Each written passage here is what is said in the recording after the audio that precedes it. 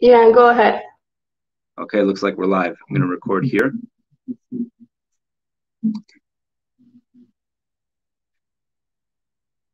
Okay.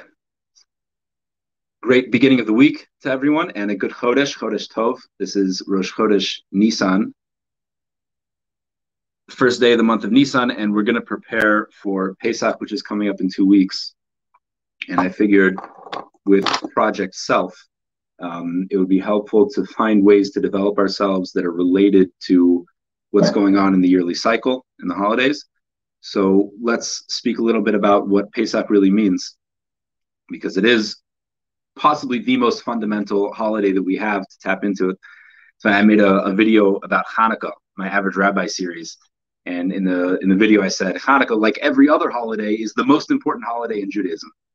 And it was a joke, but it's also true. Every single holiday has some aspect to it which makes it the most fundamental. Without that holiday, you wouldn't have anything. And Pesach definitely falls into that category. It's considered the first of all of the holidays. We have a cycle throughout the year. It starts with Pesach, and then Shavuot, and then Sukkot, and then it leads to Shmini Atzeret, which is the culmination of everything. And the very beginning of that whole system is Pesach, which is the birth of our nation. And it's essential to really understand what that means. And I hope I'm going to tell you something that you never heard before, because this is something that I was never really told explicitly, and I kind of had to discover it over the years of my own studies. What exactly it means that we were slaves in Egypt and that we got out, and why we're still focused on that. And there are endless divrei Torah, endless speeches on what this means and how we can relate to it. But I want to just tell you something from the heart, how it's meaningful to me, and how we can use that to literally transform our lives. In terms of it being so fundamental, it doesn't matter how unaffiliated you are as a Jew. Basically, everyone has some sort of experience with Pesach. I myself grew up completely unaffiliated. My father's not Jewish. My mother is. And I went to church way more than I went to synagogue. Never had a bar mitzvah. And nevertheless, despite all the Christian holidays we celebrated, Pesach was always there. In fact, my non-Jewish father was often the one who led the Seder. Very interestingly, he taught me Aleph Bet in order to say the Manishtanos. Interesting. That's a whole other story. But this really is the foundation of everything. And not just the foundation of our faith and what we pass on in terms of the tradition we pass on to our children, which is very explicit. That's very obvious. Anyone who's gone through the Haggadah knows that that's what it's all about, transmitting the traditions to the next generation, teaching our children about who we are, where we come from, what we believe. But it's also fundamental to our own personal transformations. And it's why in very many of the mitzvahs that we do and the blessings that we say, we reference that it's a remembrance of the leaving of Egypt. Like the leaving of Egypt is it's the foundation of everything that we do and all the mitzvahs. And it's curious what exactly is about that. Is it just the practical thing? Like without that, nothing would have gotten started. Maybe there's something a little bit deeper to it. And I want to go into what is redemption? What is slavery? What is freedom? And what does it mean that we're redeemed? And how do we apply that into our lives? Now, on the basic level that we all know, there's the very practical issue. We were practically slaves in Egypt, and we didn't have any autonomy or sovereignty, and we weren't able to do the things that we needed to do to serve Hashem. We were restricted by the government, just like we were with communism and the Nazis and all kinds of things. And we achieved autonomy. We achieved sovereignty. We had religious freedom. Basically, we were saved from religious persecution. So that's on a very basic level. And that's true as well. We need to celebrate that and understand that that's necessary, of course. On the deeper level that a lot of rabbis tend to take it to is that this slavery that we experienced in Egypt was a slavery to what's called the Yetzer Hara, the evil inclination. And in fact, the word Mitzrayim, the word for Egypt in Hebrew, Mitzrayim, it can also be read Metzarim, which means constriction. Right? So, in one sense, it's an allegory. The whole concept of moving from slavery to freedom is an allegory for us being freed from the bondage of the Yetzer Hara, which holds us down, prevents us from accomplishing our soul needs. Okay, so this is something that a lot of people focus on, and that we need to understand that on Pesach we have the ability to overcome the Yetzer Hara. But I want to make it a little, because that sounds still very religious, and it's hard to relate to what exactly is the Yetzer Hara, and that means that what I have complete control over my body all of a sudden, or my decisions, that I'm no longer inhibited by the Yetzer Hara. It's not true. You know, I go through every year, I go through Pesach, and I don't eliminate the Yetzer Hara, and I find that I'm still constantly subjugated. And so what is really happening? What can we really connect to? And here's where I want to get to the project self.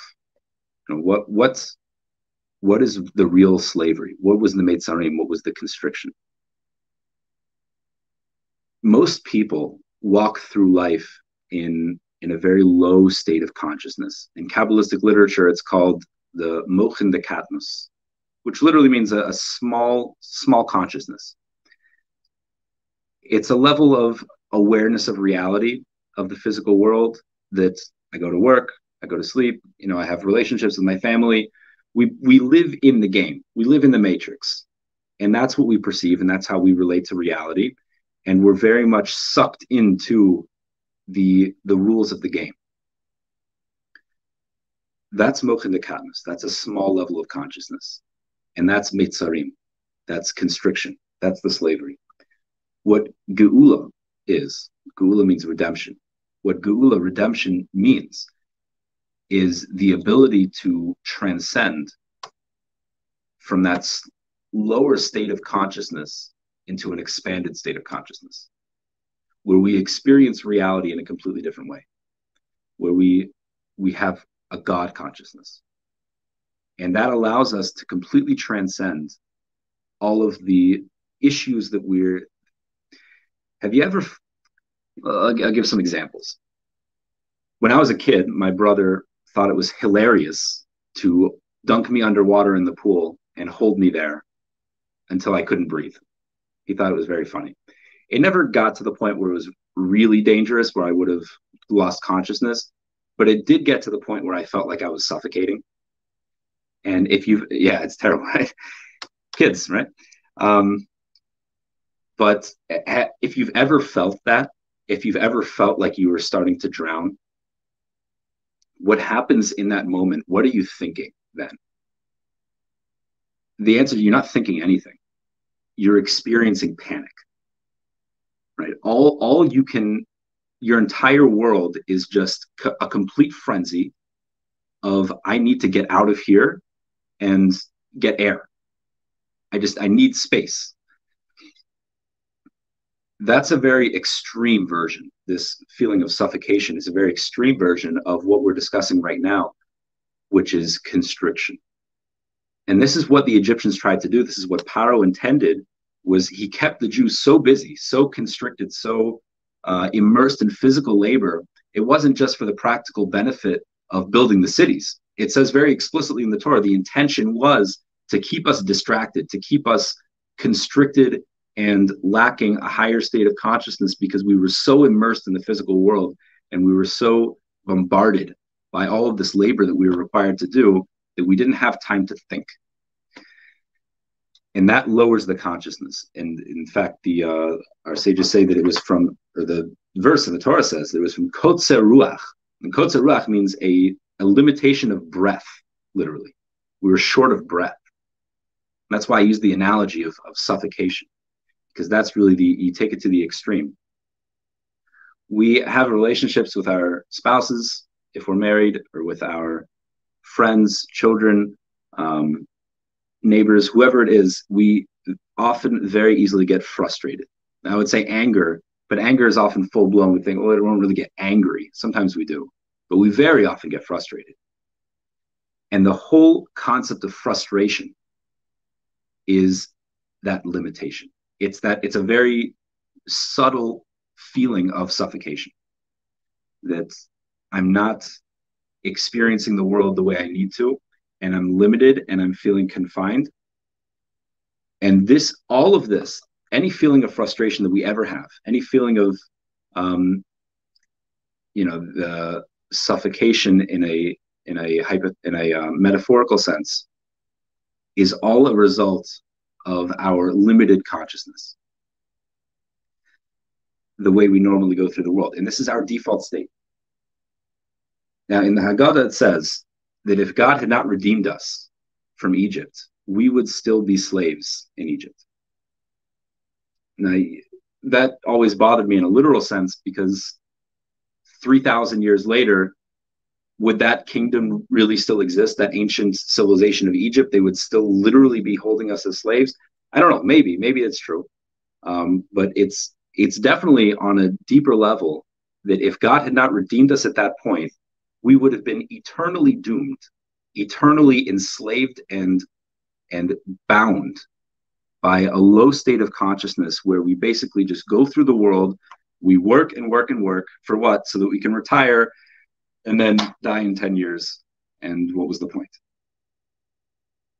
It's quite a terrifying existence to think about it, that's our entire life. What's it all for? If God hadn't redeemed us then, we would have been doomed to this low state of consciousness where we just play the game and then it's over. And what happened was we experienced redemption.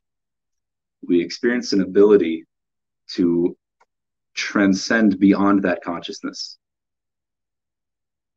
and have an awareness of what reality really is, to have an awareness of God in the world.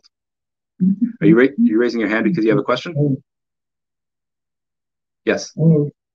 Hi. I can't hear you. The mic's off. Hi. Okay. Nice to meet you. On that subject, maybe we got the opportunity to go to Egypt, and we toured the country. And what we found out, that in the city of Cairo, which was one of the biggest Jewish centers in the world, there were maybe 5 Jews they could identify. Wow. When they go there, that's it. And they have wiped anything about what happened in Haggadah out of their history. Sure. It's fascinating. People talk about how there's no evidence. If there would be any evidence of such miraculous events, or if it had actually happened, there you would find it in their records. It's really not true, because would you record that in your own history if you were a proud nation? So actually, this needs to be verified. But someone recently, within the last 5 years, an archaeologist found in a cave in Egypt a depiction of the splitting of the sea and the Jews coming out of Egypt. And it's pretty much the only one that exists. So please don't, do your own research on that. And hopefully I'll try to find it again where that came from. But yeah, there's basically very little evidence that's left. And they just wiped it all out. One of our guides told us that very recently, within the last, again, 5 years, they have found, I remember exactly what it was, but that related to Joseph. So that should be very interesting if the Egyptian government allows it to go forward. Because like you said, this is a very dark period in their history, and would you want that to be made known to the world? Right. But then the United States, look, we had slaves, and it's common knowledge. A lot of it's just, but there's no mention of it in their history at all. Sure. No, what I suspect is it's not the fact that they had slaves, because that was very common for every civilization throughout world history until very recently. Right. But it's the fact that they were so badly defeated, right? That was shameful to them. Oh. Right. So you don't write about your defeats. You write about how glorious you were. That makes sense. Right. Okay. The Jews, They would prefer to forget that the Jews destroyed their a nation of slaves, crippled their entire nation and economy, and escaped when no nation had ever been able to do that, and they had to rebuild from rubble. Pretty shameful. What's interesting, when Nasser kicked the Jews out in the 50s, the economy absolutely crumbled again, because they were the bankers and the doctors and the lawyers and the merchants, and same experience. And if you go to, especially in Cairo, you will see Rubenstein's grocery. You still see reminders of when the Jews lived there. Wow. Yeah, that's very common throughout a lot of the world. Poland, right? When Poland invited the Jews in, that was called the Golden Age of Poland. It flourished because they had all these great economists and everything like that. And then as soon as Spain kicked them out, and whatever nation kicked them out, all of a sudden, down. Yeah. Interesting. It is. Okay, so just getting back to our idea that what redemption is, right? What redemption is we want to this very unique ability to elevate our consciousness, to actually experience the world in a completely unique way. If anyone here lived through the late 60s and 70s, maybe has tried any psychedelics, you don't have to admit if you have. But this is sort of I'm not endorsing psychedelics at all, but it's sort of a taste of what we're talking about here. That if you've ever experienced that, it's just a completely unique perspective on the world, where you rise above the pettiness of, I'll give you another example.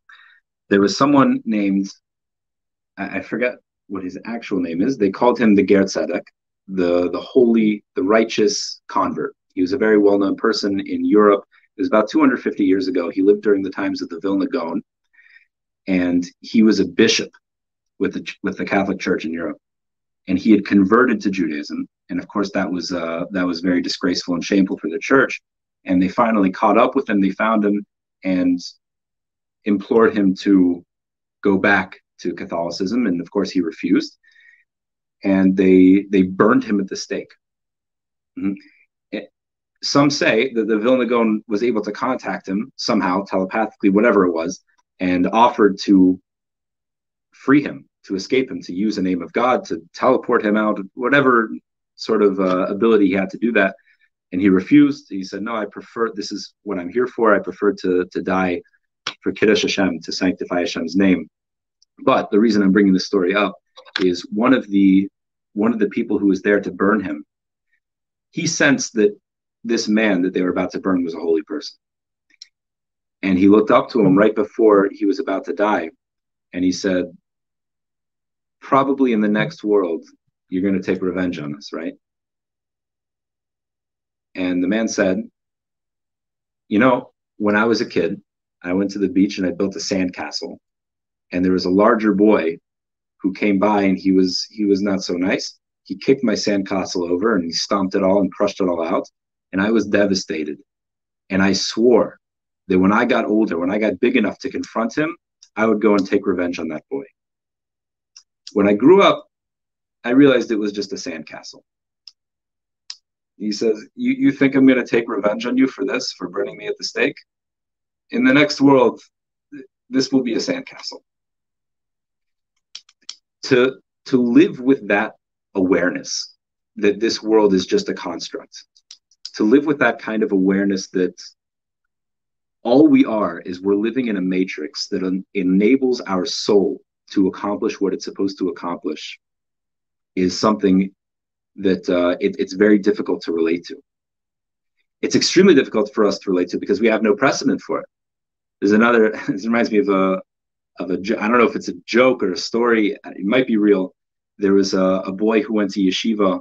This is many, many, many years ago, when yeshivas were very uncommon. And in order to send one of your children to a yeshiva in Europe, it basically cost your family everything.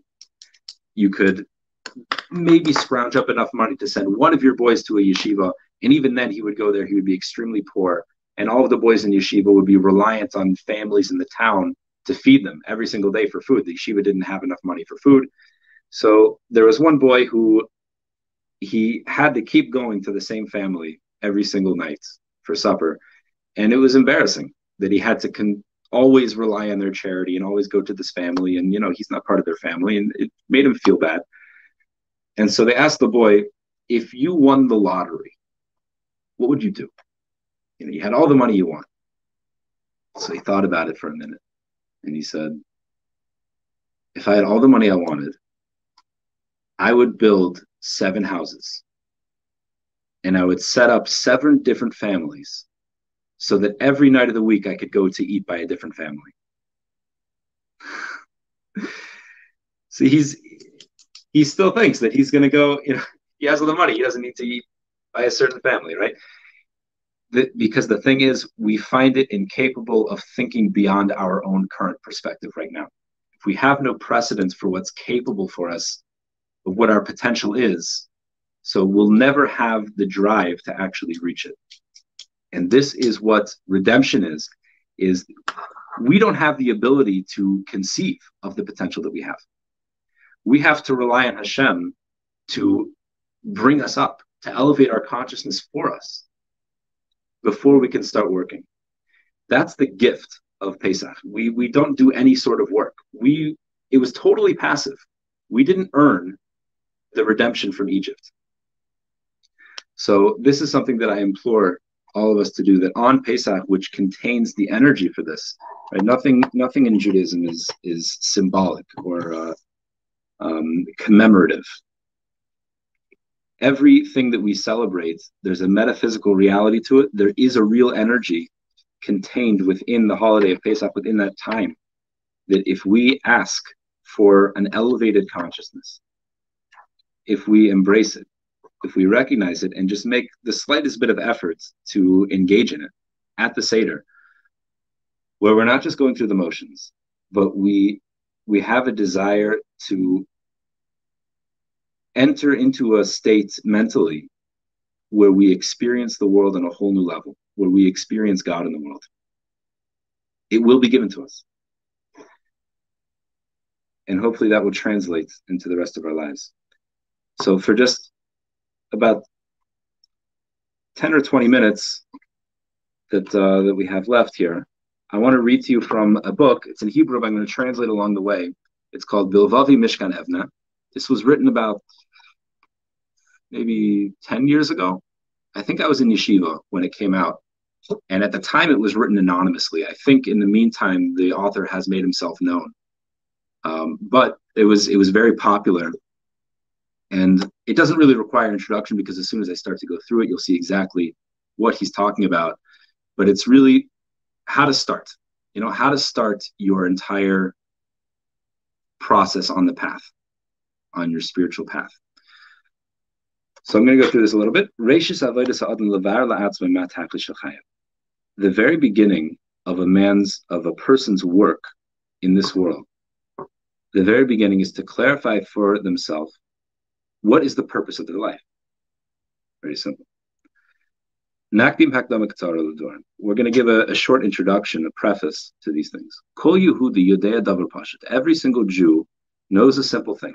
Now, in this book, he's assuming that we're talking to religious Jews. This is not a book for outreach. So he's going to make these assumptions. Every Jew knows something very simple. That there's a creator of the world that created everything. And he created you. And he provides life and sustenance to the entire world. And included within that is also you. The creator of the world tells every individual what he requests from him. But the roots of the problem that we experience, it's rooted in the fact that it's not clear to us exactly what Hashem wants from us. So Hashem is telling us what he wants from us, but we are missing the message. What exactly is Hashem asking and requesting from us that we do with our life? And if you'll ask someone, an observant Jew, quote unquote, Are we talking about someone that doesn't believe that the Torah came from heaven? We already accepted it, the Torah.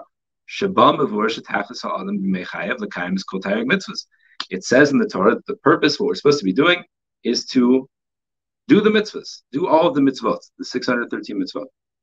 But the truth is, the world is called olam. In Hebrew, the word world is olam, ayin, vav, lamed, mem, and the root of the word olam, ayin, lamed, and mem, is also helem, which means hiddenness. Fascinating. The essence of the world that we live in, is the concept of hiddenness, confusion, distraction. That is what the world is. And here in the world, confusion is very great. Because that's Hashem's will, that it should be confusing. That's the purpose. Because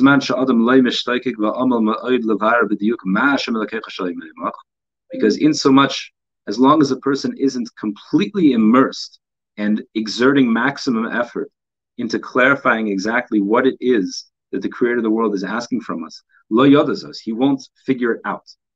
The default state is ignorance and confusion. And the path of his life will be filled with confusion and distraction and hiddenness. He won't have a clear path of how to build himself and serve the creator. That means to say, we're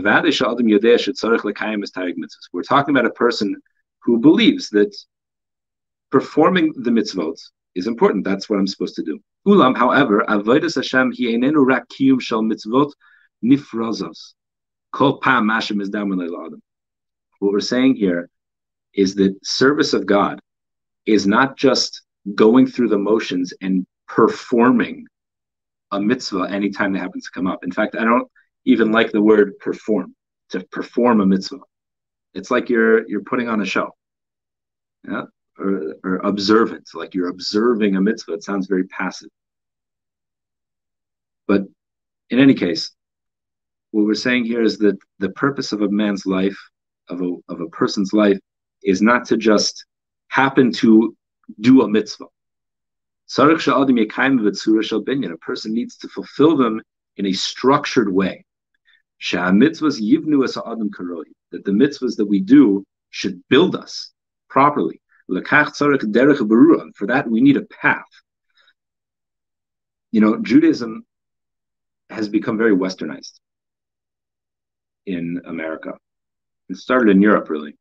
But we Westerners tend to view Judaism as a very dogmatic religion, where there are nice ideas as well that can help us grow, but ultimately all of the commandments and the restrictions and all of these things, we view them as being very dogmatic.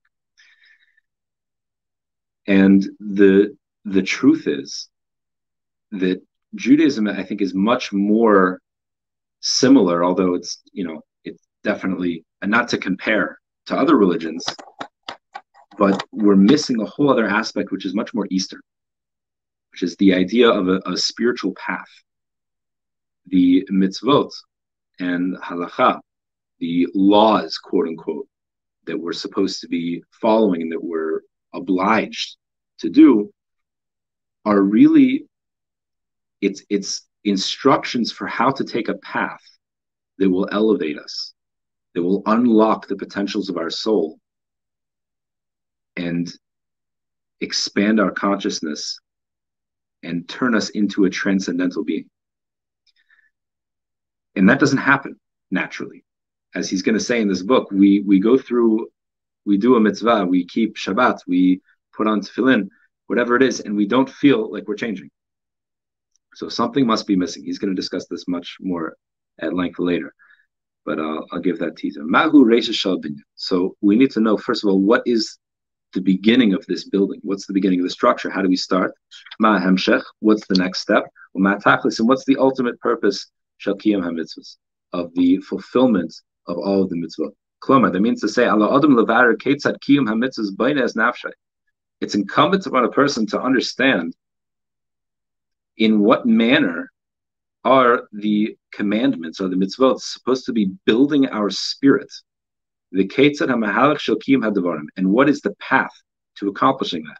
Mahu areishis mahamshech matachlis. What's the beginning?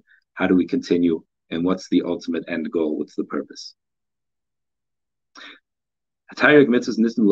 These 613 commandments were given to mankind, to the Jewish people. But it's incumbent upon us to clarify them, to understand them. Which mitzvah do we start with? What's the beginning of the path? He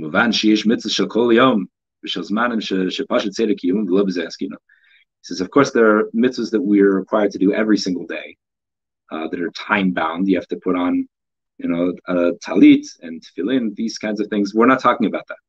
What we're talking about is ahavas Hashem, loving the love of God, which is a mitzvah, to fear God, to cleave to God. All of these are counted as independent mitzvot. Where do we start? Mitzvahs rabbis, there are many of these. We need to make order out of this. Without a proper knowledge and guidance for what is the order for these things, it's all confusion and hiddenness. Because sheyesh halam, and when there is hiddenness, kasha lahasig is tachlis hamitzvos. It's extremely difficult to grasp and accomplish the purpose of the mitzvahs. Reishis kol, the beginning of everything, with nation nigash lebir hadavar, before we start approaching the explanation of these things, we need to first cultivate within ourselves a desire to know this, to know these things. We need to look at our lives in the right way. To understand, what are we doing here in this world? What are you living for? Reb Noach Weinberg, who started Eshat Torah, he used to say, do you know what you're willing to die for? And some people do. Some people merit to know what they're willing to die for. So he said, good, now live for it. What are you living for?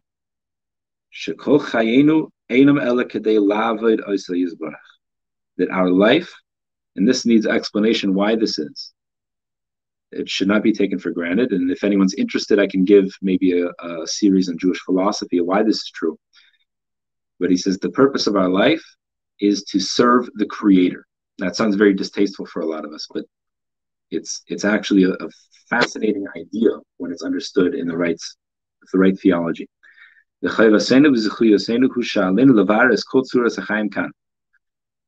And our obligation, and it is our merit, that it's upon us, it's incumbent upon us to understand and clarify what is the structure of our life here.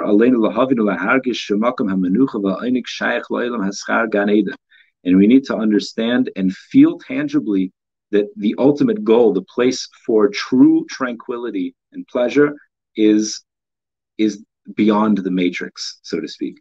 The kan, and here, and here is where the work takes place.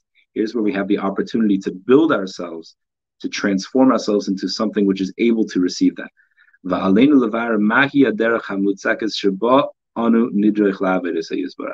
And we need to figure out what is the path that leads us there. The things that we're dealing with here, they're not just ideas. It's a path of life. Judaism is a lifestyle. Torah is a lifestyle. Surah Ketzad Lichyos Chaim Amitim Aleho Adamos. It's a structure for how to live our life in a way that connects us to reality within this world. Chaim Shemaviyin Es Adam Lidei Atachlis Haritzuya. It's a life that brings us to a proper goal of what the purpose is for our lives. We have to make it a priority to clarify these things and understand what our life is about, from the light things to the heavy things, shlav agabe shlav, level upon level, she'iyah sulam baru kechol shenitan, that we create a ladder and a pathway, that we understand where we're going. So that we know with clarity, it's in front of our eyes, that we know exactly what we're doing here in this world. And this book goes on, there's a lot of redundancy, but hopefully these words can just inspire us to just take the time for introspection, right? We don't have to have the answers right away. But I was speaking with actually Rabbi Wolbe's brother yesterday, one of his older brothers, and he was saying that there's so much out there, there's so much content that's nonsense on the internet, that we're constantly inundated on our feeds with all sorts of nonsense, and there's not enough real good content out there. And I said, look, forget the content. There's just too much inundation. It would, if only people would just turn it off. You know, forget even good content, to just turn off the stimulation and think. When I was in college, I took a neuroscience class and we looked at brain scans of two different people doing two different activities. One person was staring at a blank wall and they had pretty low brain activity. They weren't really doing anything, just literally staring at a blank wall. And the other person was watching TV and it was incomparable. It was no brain activity almost whatsoever. When you're passively being stimulated constantly, it completely removes our ability to have any sort of introspection, any sort of focus on what we're really supposed to be doing with our lives. And that's what we were talking about before, this constriction, this restriction of consciousness, and that we can accomplish that on Pesach, to just take some time to turn things off and just think. We don't have to have the answers, but just think about what's the purpose of our life, even if you have the answers already. This is something that I try to do, that I practice myself. I think I have pretty good clarity with these answers. I've studied it for many years. It makes sense to me. I've clarified it. It's worked out, but it needs consistent reinforcement for your entire life, because again, the natural state of this world is hiddenness and forgetfulness and confusion. It's distracting and it drags you in.